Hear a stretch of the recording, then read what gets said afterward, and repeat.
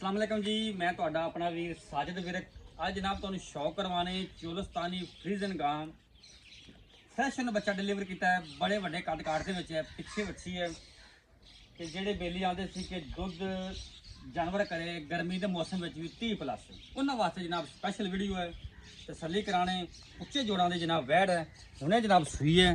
ਪਹਿਲੇ ਬੋਲੇ ਜਨਾਬ ਚੁਆਈ ਜਾਂਦੀ ਹੁਣੀ ਤੱਕ ਵੱਛੀ ਪਿੱਛੇ ਜਨਾਬ ਬੜੀ ਕਮਾਲ ਦੀ ਦਿੱਤੀ माशाल्लाह।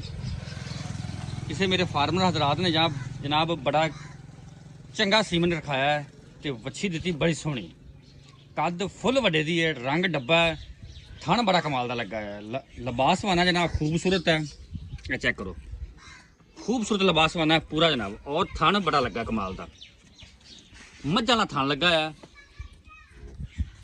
विरला भी थना दिया पूरियां। थोड़ा जिहा खोली चला फरा के जनाब तुहानूं थोड़ी जी तसल्ली कराने हैं।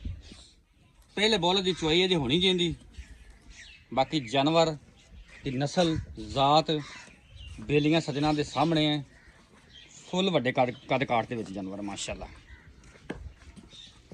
ऐ चेक करो, खूबसूरत लिबासवाना माशाल्लाह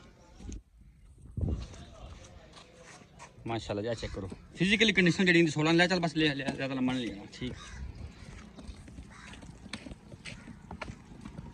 फिर भी कोई जनाब एक दो दिनों के कोई बेली सज्जन मौके पर आता जनाब 25 लीटर की चुआई करा के मौके पर जनाब देंगे।